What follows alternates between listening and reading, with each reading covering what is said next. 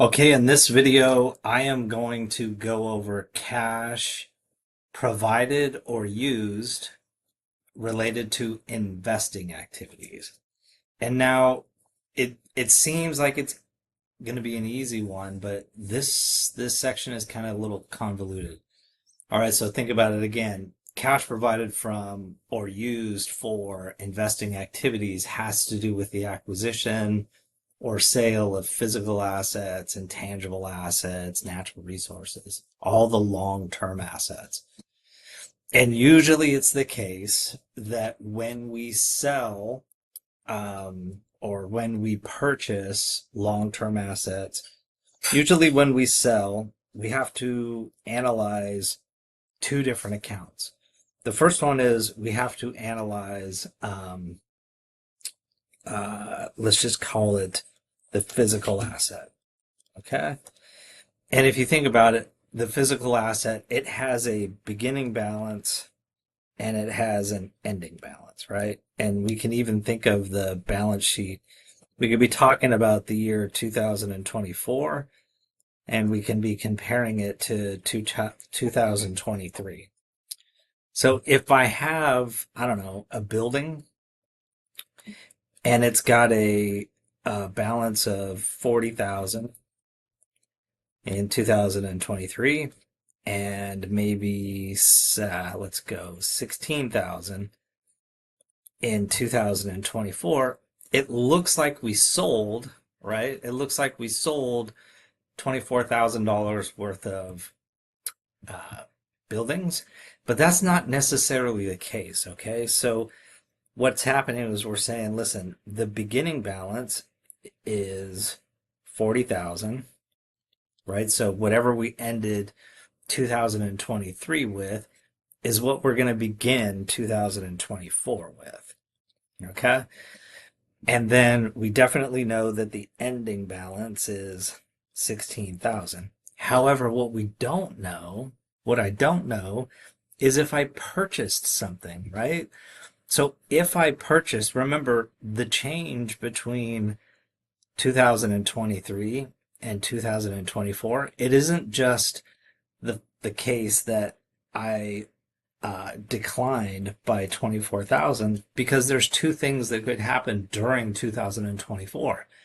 I could either sell and I could buy, right? So what happens if I purchased another $60,000 in certain types of assets and then I end with 16?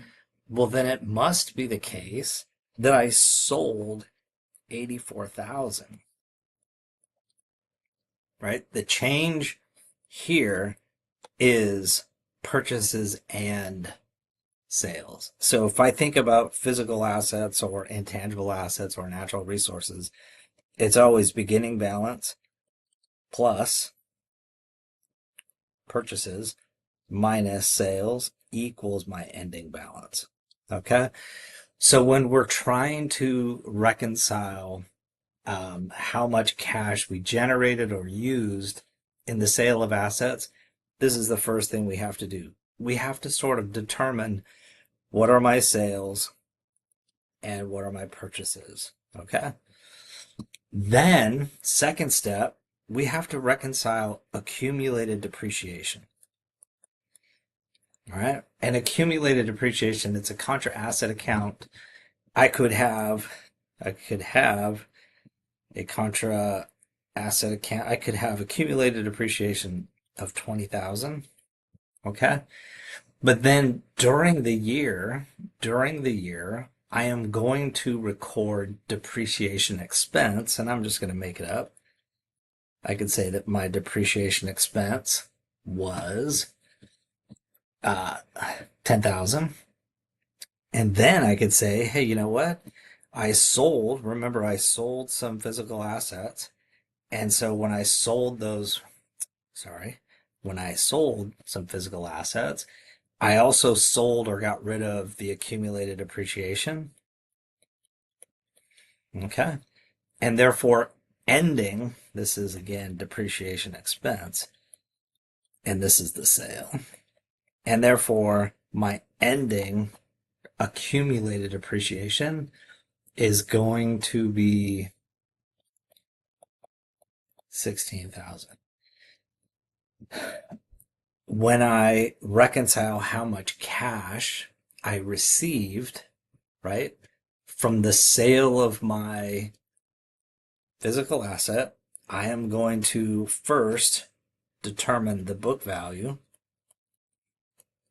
And in my example, I have an $84,000 cost with a 14,000 accumulated appreciation for a book value of 70,000. And then let's say that I incurred a loss on the sale of 4,000. Then it must be that I sold for the cash is 64,000. Okay. Step 1, reconcile the cost account. Step 2, reconcile accumulated depreciation. And then step 3, determine the book value of what we sold, determine if we recognized a gain or a loss. If it was a gain, then we would add the gain to the book value to determine cash. If we sold at a loss, then we're subtracting the loss from the book value to determine the cash. All right, so now I'm going to try to do a homework question. And that's definitely not the homework question I'm going to do. Let's see if I can find it. Here we go. Okay, so in this question, I have my balance sheet and I have my income statement. And then in addition, this question is telling me furniture costing $58,300 is sold at its book value in 2021. Acquisitions of furniture total $47,900, on which depreciation is necessary because it acquired at the end. Sorry, depreciation is not necessary because it's been acquired at the end of the year. So step 1, again, we have to reconcile the cost account of the asset that we're trying to figure out. So in order to get the beginning balance for furniture, I'm going to go up to the balance sheet and I'm going to start with the previous year's balance. So my furniture has a beginning balance of 85,000. And this is the T account, so I'm definitely going to throw 85,000 here. Then it says that we purchased 58,000.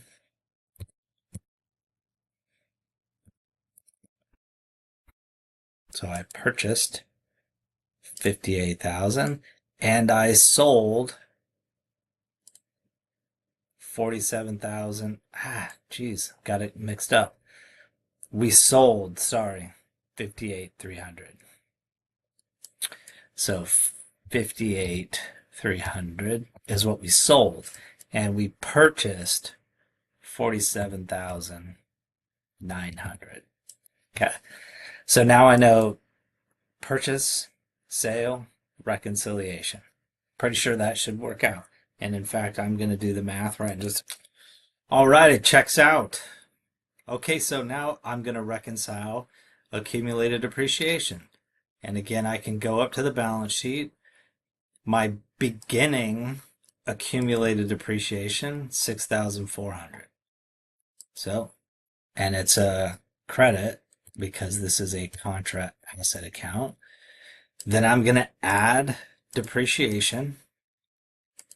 My 2021 depreciation is, I'm going to get that from the income statement, depreciation expense, 26,300. 26,300.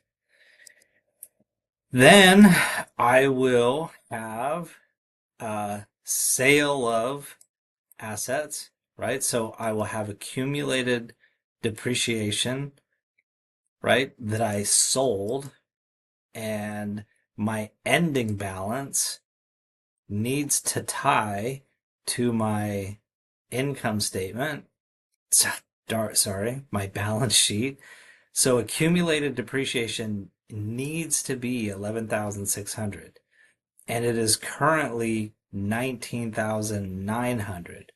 So I need to subtract what is 19,900 minus 11,600. I'm coming up with 8,300. And now my ending accumulated depreciation ties to what I have in my balance sheet for 2021, right? So we solved for the 8,300, okay? Now I can figure out how much cash I received, right? So what it says here is furniture that cost 58,000 is sold at its book value in 2021. So there's no gain, no loss if we're selling it right at cost. So the cost of what we sold, 58,300, and now we know the sale of accumulated appreciation resulted in getting rid of 8,300, and therefore the cash that we generated from the sale of this asset, 50,000.